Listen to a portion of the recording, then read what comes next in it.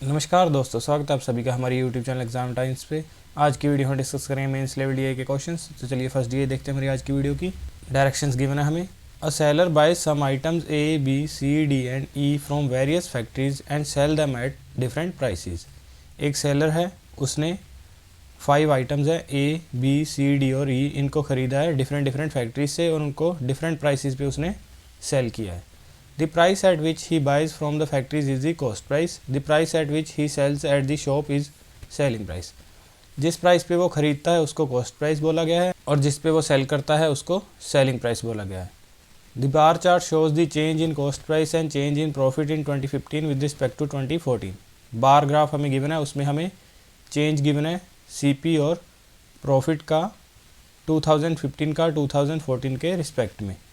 तो देखिए यहाँ पे हमें ब्लू में तो प्रॉफिट चेंज और ग्रीन में हमें कॉस्ट प्राइस का चेंज गिवन है 2015 का 2014 के रिस्पेक्ट में परसेंटेज वैल्यू में।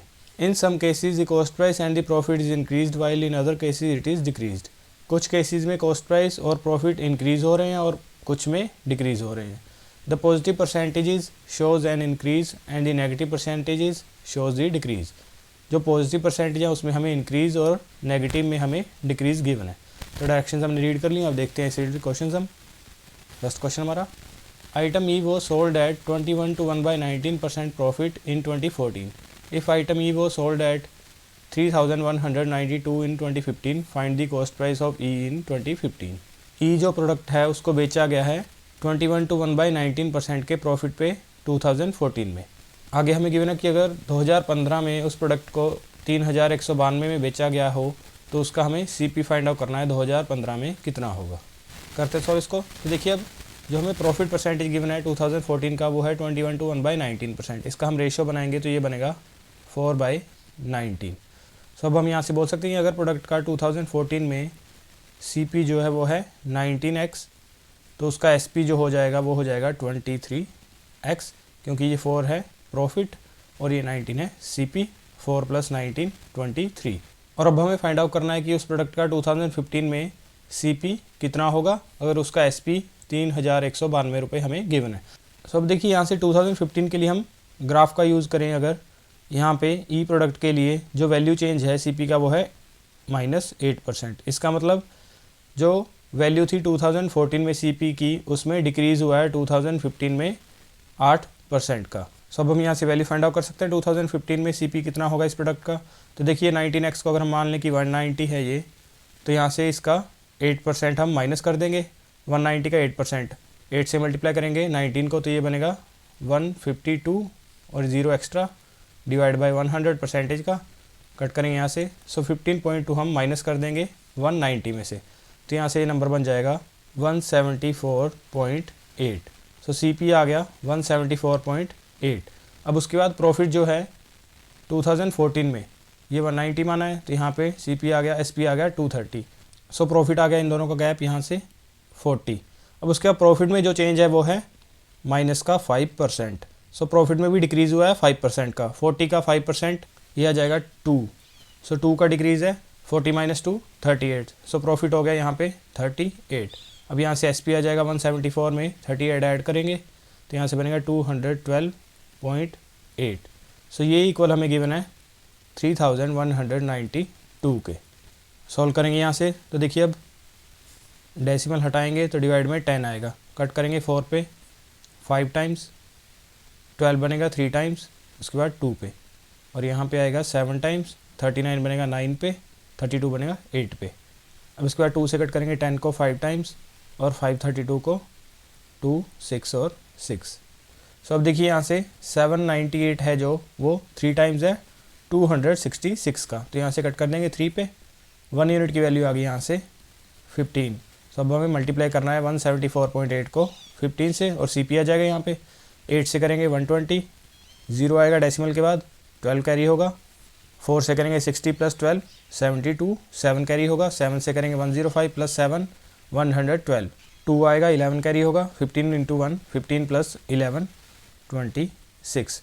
तो 2622 ये आ गया सीपी 2015 में ई प्रोडक्ट का। यही हमें फाइंड आउट करना था। आंसर हमारा ऑप्शन डी।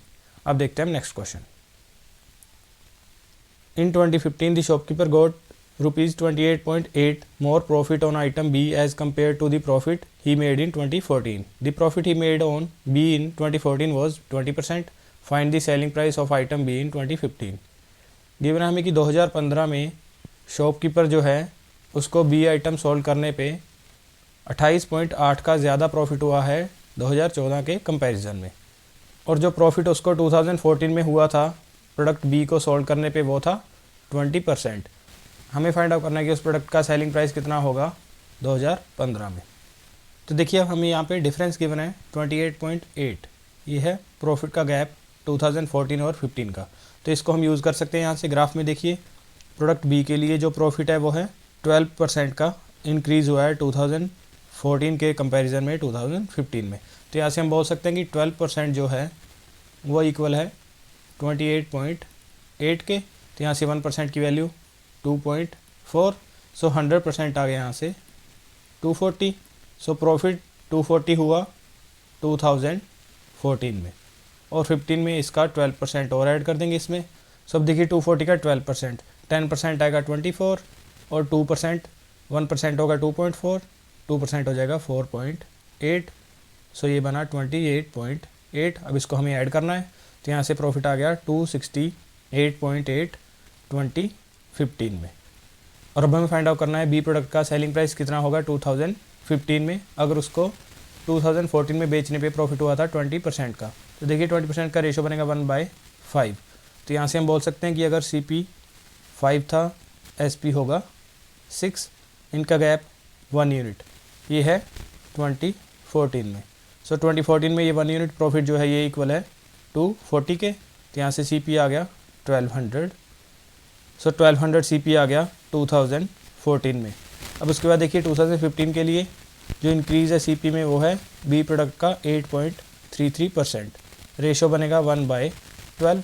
सो 12 यूनिट अगर 2014 में था, 2015 में हो जाएगा वो दोनों का ऐड 1 + 12 13 यूनिट्स। तो देखिए 12 यूनिट्स 1200, 13 यूनिट्स 1300। सो ये आ गया CP उस प्रोडक्ट का 2015 का। अब इसके बाद इसमें हम ऐड कर देंगे प्रॉफिट 268.8, से यहाँ से बना 1568.8, ये आ गया SP बी प्रोडक्ट का 2015 का, और ये हमें फाइंड आउट करना था। आंसर हमारा ऑप्शन बी। अब चलते हैं हम नेक्स्ट क्वेश्चन पे। The ratio of profit on item D in 2015 to the profit on item B in 2014 is 44:75। Find the ratio of profit on item B in 2015 to profit on item D in 2014। Ratio हमें given है यहाँ पे, जो D पे profit हुआ है 2015 में और जो B पे प्रॉफिट हुआ है 2014 में, वो है 44:75। हमें फाइंड आउट करना है B का 2015 का प्रॉफिट और D का 2014 का जो प्रॉफिट है उनका रेशो। सब देखिए सबसे पहले D के लिए जो प्रॉफिट है वो है माइनस का 12%, इसका मतलब यहाँ पे डिक्रीज़ हुआ है। रेशो बनाएंगे 12% का, ये बनेगा 12/100, कट करेंगे 3/25। सो अगर 25 था प्रॉफिट 2014 में, से यहाँ पे -3 करेंगे तो 22 हो जाएगा 2015 में। नोट कर लेते हैं इसको। तो देखिए अब जो प्रॉफिट है D के लिए 2014 में, ये है 25x, जो हो गया 2015 में 22x। अब इसके बाद इसी तरीके से B के लिए प्रॉफिट का इंक्रीज़ है 12% का, तो यहाँ से रेशो ये भी बनेगा 3/25। से यहाँ से प्रॉफिट जो B का है वो है 25y, अगर 2014 में है 28y हो गया 2015 में। और अब हमें रेशो गिवन है D का प्रॉफिट 2015 में 22x और B का प्रॉफिट 2014 में 25y, ये गिवन है 44:75 के इक्वल। तो यहाँ से यूज़ करेंगे इसको। तो देखिए 22x/25y, ये इक्वल है 44/75 के। कट करेंगे 22 से 2 टाइम्स, 25 से 75 3 टाइम्स। सो x और y का रेशो बन गया 2/3। अब इनको यूज़ करके हम जो हमें वैल्यू फाइंड आउट करनी है B का प्रॉफिट 2015 में और D का प्रॉफिट 2014 में, उसका रेशो हम फाइंड आउट कर सकते हैं। तो देखिए B के लिए 2015 में 28y, y की वैल्यू है 3, 28 × 3 84। दूसरा है D 2014 में 25x, x है 2, से यहाँ से बनेगा 50। सॉल्व करेंगे यहाँ से 42/25, ये बन गया रेशो उन दोनों का। आंसर हमारा ऑप्शन सी। अब चलते हैं नेक्स्ट क्वेश्चन पे। सेकंड ये हमारी आज की वीडियो की। अब देखते हैं हम directions. In an entrance exam there were 2 phases, phase 1 and phase 2। एक एंट्रेंस एग्ज़ाम हुआ, उसमें 2 फेजेस थे, फेज़ 1 और phase 2। Both phases have same subjects A B C D and E, और दोनों फेजेस में सेम सब्जेक्ट्स थे ए बी सी डी और E. Maximum marks were different in each phase for a given subject. जो maximum marks थे और different थे हर एक फेज़ में हर एक सब्जेक्ट के लिए। Maximum marks of 2 subjects in a given phase could also be different, और जो मैक्सिमम मार्क्स थे वो डिफरेंट हो सकते हैं किन्हीं भी 2 सब्जेक्ट्स के लिए किसी भी सिंगल फेज़ में।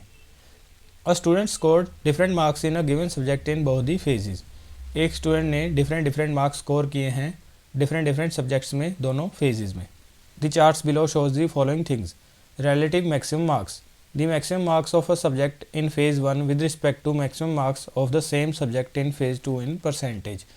चार्ट में हमें एक तो गिवन है रिलेटिव मैक्सिमम मार्क्स।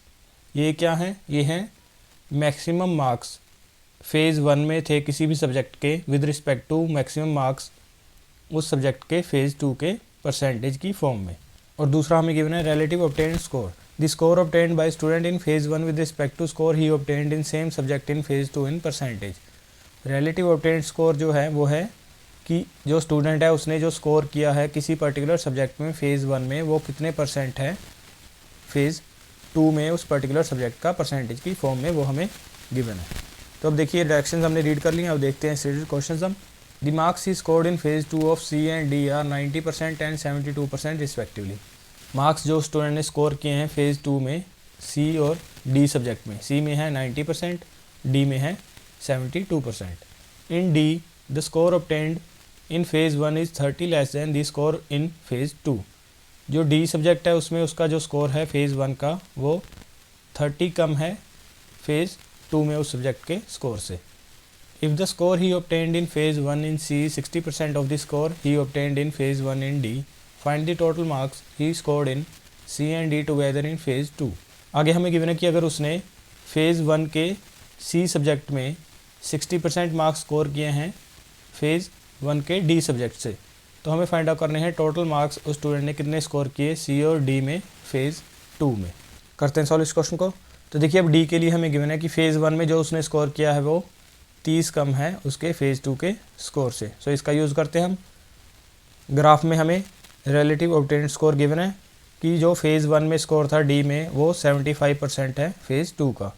तो 75% का हम रेशो बनाएंगे, ये बनेगा 3/4। सो अगर उसने 3 यूनिट्स फेज़ 1 में स्कोर किया, फेज़ 2 में उसका स्कोर था 4 यूनिट्स, और इनका गैप जो है 1 यूनिट, ये हमें 30 के इक्वल गिवन है। सो यहाँ से जो स्कोर आएगा डी सब्जेक्ट का 90 फेज़ 1 में और 4 से करेंगे तो 120 फेज़ 2 में। ये दोनों स्कोर्स आ गए डी सब्जेक्ट में उस स्टूडेंट के। अब उसके बाद हमें गिवन था कि जो फेज़ 1 में सी सब्जेक्ट में स्कोर है उस स्टूडेंट का वो 60% है उसके डी सब्जेक्ट में स्कोर है फेज़ 1 में उससे। तो अब देखिए 90 है, 90 का 60% कर देंगे हम, सी में स्कोर आ जाएगा फेज़ 1 के लिए। 90 का 60% बनेगा 54। सो ये स्कोर आ गया स्टूडेंट का फेज़ 1 में सी सब्जेक्ट में। और अब हम फाइंड आउट करना है कि सी और डी सब्जेक्ट में उस स्टूडेंट के फेज़ 2 में स्कोर कितने हैं। तो देखिए फेज़ 2 का हमने डी का तो फाइंड आउट कर लिया है, अब सी का रह गया है सिर्फ। तो सी के लिए देखिए जो परसेंटेज गिवन है हमें ये है 83.33%। इसका हम रेशो बनाएं तो ये बनेगा 5/6 कि 5 यूनिट अगर उसने फेज़ 1 में स्कोर किया है सी सब्जेक्ट में तो 6 यूनिट उसने किया है स्कोर फेज़ 2 में। तो यहाँ से अब 5 यूनिट की हमें वैल्यू पता है, ये है 54, तो इसका हम यूज़ करेंगे। तो यहाँ से ये बन जाएगा 54/5 × 6। कट करेंगे 5 से 6 को 1.2 पे मल्टीप्लाई कर लेते हैं 1.2 को 54 से। तो देखिए 4 से करेंगे 48, 4 कैरी होगा, 5 से करेंगे 60 + 4 64। सो फेज़ 2 में सी सब्जेक्ट में स्कोर आ गया 64.8। अब हमें ऐड करना है इसको 120 में, तो यहाँ से नंबर आ जाएगा 184.8। ये आगे मार्क्स उसके सी और डी सब्जेक्ट में फेज़ 2 में, यही हमें फाइंड आउट करना था। आंसर हमारा ऑप्शन सी। अब चलते हैं नेक्स्ट क्वेश्चन पे। Maximum marks for the subjects A and B in phase 2 are in the ratio 3/4। Maximum marks हैं जो ए और बी सब्जेक्ट के फेज़ 2 के, उनका हमें रेशो गिवन है 3:4। The student got 65% marks in paper A of phase 1 and 75% in paper B of phase 2। Then find approximately what percentage of marks he obtained in paper A and B together in phase 1 of the exam. जो student है उसने 65% marks score किए हैं paper A में phase 1 में और 75% score किए हैं पेपर बी में फेज़ 2 में। हमें फाइंड आउट करना है अप्रोक्सीमेटली वो कितने परसेंट मार्क्स स्कोर करेगा पेपर ए और बी में फेज़ 1 में। सो अब देखिए हमें रेशो गिवन है ए और बी सब्जेक्ट का, जो मैक्सिमम मार्क्स हैं उसने स्कोर किए हैं फेज़ 2 में। सो ये है 3:4। मान लेते हैं कि 300 थे ए के लिए और बी के लिए 400। और अब देखिए इनका यूज़ करके हम मैक्सिमम मार्क्स फाइंड आउट कर सकते हैं कि फेज़ 1 में कितने थे। तो देखिए ग्राफ से सबसे पहले ए के लिए जो मैक्सिमम मार्क्स हैं वो हैं 66.66% फेज़ 2 का। तो रेशो बनेगा 2/3। 3 यूनिट्स 300 के इक्वल है, 1 यूनिट 100 आएगा। तो यहाँ से मैक्सिमम मार्क्स ए सब्जेक्ट के आ गए फेज़ 1 में 200। अब इस तरीके से बी के लिए ये परसेंटेज है 80%। रेशो बनेगा यहाँ से 4/5। 5 यूनिट्स 400, 1 यूनिट आएगा 80। सो मैक्सिमम मार्क्स यहाँ से आ गए 320 सब्जेक्ट बी में फेज़ 1 में। और अब इसके बाद हमें गिवन है कि स्टूडेंट ने स्कोर किया है 65% फेज़ 1 में ए में। तो यहाँ से 200 का 65%, सो ये बन जाएगा 130। और बी में उसने स्कोर किया है 75% फेज़ 2 में। सो 400 का 75%, सो ये आ जाएगा यहाँ से 300। और अब हम फाइंड आउट करना था कि अप्रॉक्सीमेटली उसने कितने परसेंट मार्क्स ऑब्टेन किए हैं ए और बी सब्जेक्ट में फेज़ 1 में। तो देखिए अब 300 थे फेज़ 2 में बी सब्जेक्ट के, तो फेज़ 1 के हम यहाँ से फाइंड आउट कर सकते हैं कि फेज़ 1 में थे देखिए ग्राफ में 90%। तो 300 का 90% ये आ जाएगा 270। तो यहाँ से 130 + 270 ये आ गए 400 टोटल मार्क्स ए और बी सब्जेक्ट में फेज़ 1 में। अब हमें इनका परसेंटेज वैल्यू फाइंड आउट करना है। तो देखिए 200 + 320 ये आ गया 520 इसके रिस्पेक्ट में। तो यहाँ से बन जाएगा 400/550। परसेंट ए के लिए मल्टीप्लाई करेंगे 100 से, कट करेंगे 0 से 0 कटेगी, 4 से कट करेंगे 52 को 13 टाइम्स। तो यहाँ से बना 1000/13। डिवाइड करेंगे 7 पे 91 और 90 बनेगा। सो अप्रॉक्सीमेटली 7 पे जा रहा है ये। सो 77% आंसर हमारा ऑप्शन डी। अब चलते हैं नेक्स्ट क्वेश्चन पे। Maximum marks of E in phase 1 is 375। Maximum marks हमें गिवन है ई सब्जेक्ट में फेज़ 1 में है 375। Score he obtained in phase 1 is increased by 12% when he filed a complaint for recheck।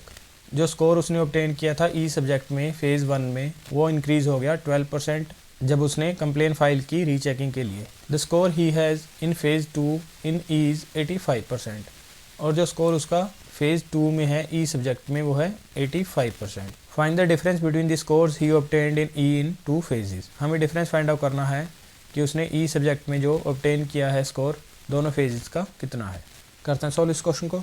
तो देखिए हम फेज़ 1 में गिवन है ई सब्जेक्ट में मार्क्स 375। अब इसका यूज़ करके हम फेज़ 2 के मैक्सिमम मार्क्स फाइंड आउट कर सकते हैं। तो देखिए ई के लिए 75%, सो जो टोटल मार्क्स थे फेज़ 2 के उसका 75% 3/4 ये इक्वल है 375 के। कट करेंगे यहाँ से 3 से 125 को करेंगे 4 से मल्टीप्लाई। सो 500 मैक्सिमम मार्क्स आ गए फेज़ 2 में ई सब्जेक्ट में।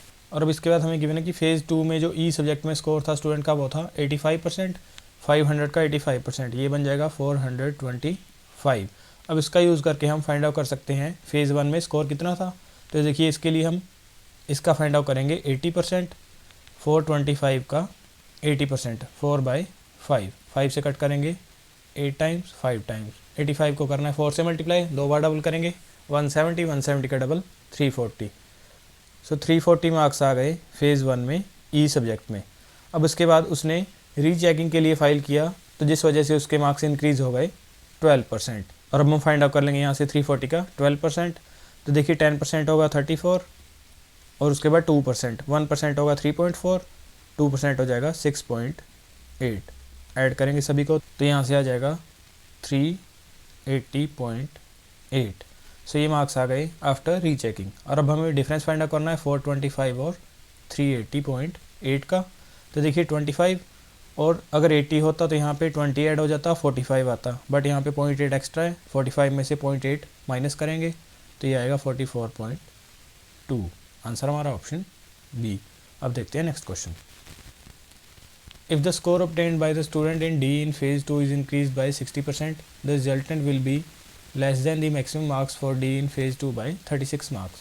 अगर D सब्जेक्ट में फेज़ 2 में मार्क्स इंक्रीज़ कर दिए जाएँ उस स्टूडेंट के 60%, तो जो रिजल्टेंट मार्क्स बनते हैं वो जो मैक्सिमम मार्क्स हैं फेज़ 2 में D के उससे 36 कम रह जाते हैं। The difference between the maximum marks for both the phases in D is 90। और जो डिफरेंस है मैक्सिमम मार्क्स का दोनों फेजेस का डी सब्जेक्ट के लिए वो है 90। Find the score obtained in D in phase 1 before the increase of 60% as said above.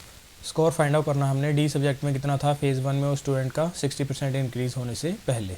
करते हैं सॉल्व इसको। तो देखिए हमें यहाँ पे डिफरेंस गिवन है मैक्सिमम मार्क्स का डी सब्जेक्ट का, वो है दोनों फेजेस का 90। अब इसका यूज़ करेंगे हम। तो देखिए डी के लिए 70% ये है मैक्सिमम मार्क्स, सो यहाँ से रेशो बनेगा 7/10। सो अगर फेज़ 1 में थे 7 यूनिट्स, फेज़ 2 में थे 10 यूनिट्स मैक्सिमम मार्क्स डी के।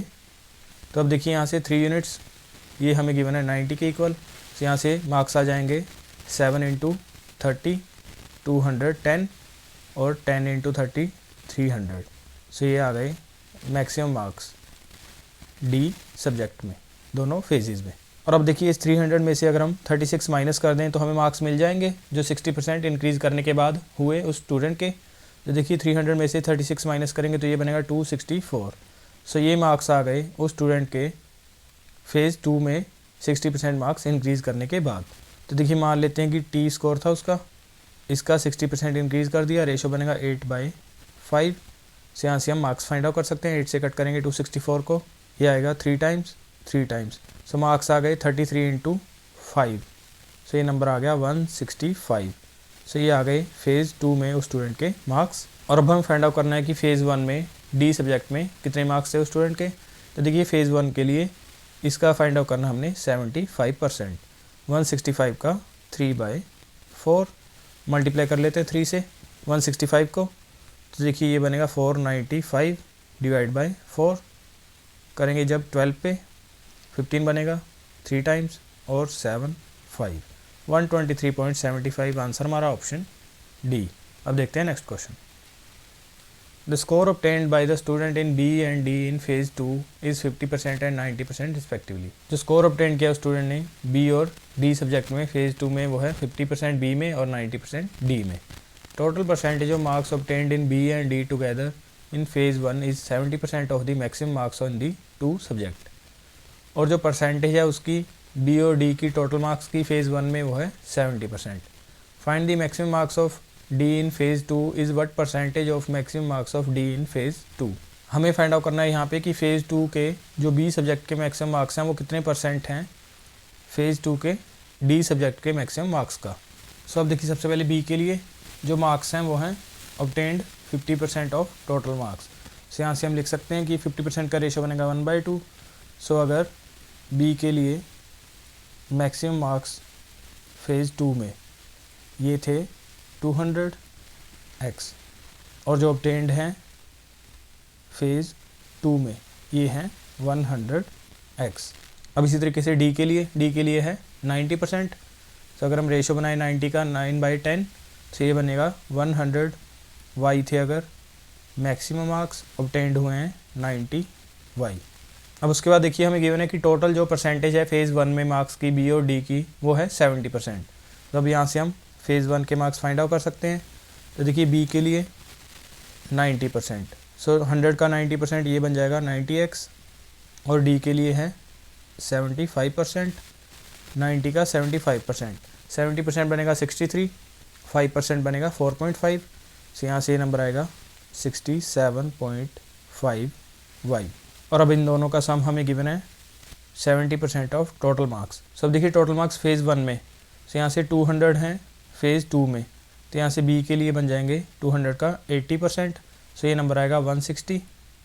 उसके बाद डी के लिए 70%, 100 का 70%, ये आ गया 160x, तो यहाँ पे आएगा 70y। डिवाइड करेंगे 160x प्लस 70y, इनकी परसेंटेज हमें गिवन है 70 के इक्वल। सॉल्व करेंगे अब यहाँ से, तो देखिए कट करेंगे 0 से 0, तो ये बन जाएगा यहाँ से इज इक्वल टू, ये 10 दूसरी साइड जाके 7/10। सो अब क्रॉस मल्टीप्लाई करते हैं, तो देखिए यहाँ से नंबर आएगा 900x plus 675y is equal to 160 into 7, 1120x plus 70 into 7, 490y। और अब देखिए x वाले एक साइड, y वाले एक साइड, तो यहाँ से बनेगा 1120 में से माइनस करेंगे 900, तो ये आएगा 220x इज इक्वल टू 675 में से माइनस करेंगे 500, तो 175 प्लस 10, 185y। 5 से कट करेंगे 185 37 टाइम्स, 220 44 टाइम्स। तो यहाँ से रेशो आ गया x और y का 37/44। और अब हम फाइंड आउट करना है कि मैक्सिमम मार्क्स जो बी में हैं फेज़ 2 में वो कितने परसेंट हैं, मैक्सिमम मार्क्स जो डी के हैं फेज़ 2 का। तो देखिए मैक्सिमम मार्क्स बी के लिए 200, एक्स के लिए हमें पता है 37, मल्टीप्लाई करेंगे तो ये बनेगा 7400, डिवाइड करेंगे इसको, डी के मैक्सिमम मार्क्स फेज़ 2 में है 100y, y की वैल्यू 44, तो ये बनेगा 4400 इंटू 100% के लिए कट करेंगे 20 से 20, 4 से कट करेंगे 44 को 11 टाइम्स, 125 टाइम्स। अब जस्ट हमें यहाँ से सॉल्व करना है, तो देखिए 25 को करते हैं 4 से, 110 कैरी होगा, 7 से करेंगे 175 प्लस 10, 185 डिवाइड बाय 11, डिवाइड कर लेते हैं यहाँ से, देखिए 1 टाइम, इसके बाद 6 पे 9 बनेगा 90, सो 8 पे से बना 168 to 2/11%। आंसर हमारा ऑप्शन सी। सो ये था हमारा लास्ट क्वेश्चन इस वीडियो का। अगर आपको वीडियो अच्छा लगा तो ज़रूर इसको लाइक कीजिए, शेयर कीजिए और ऐसी और वीडियोज़ के अपडेट के लिए हमारे चैनल को सब्सक्राइब कर लीजिए। Thank you so much.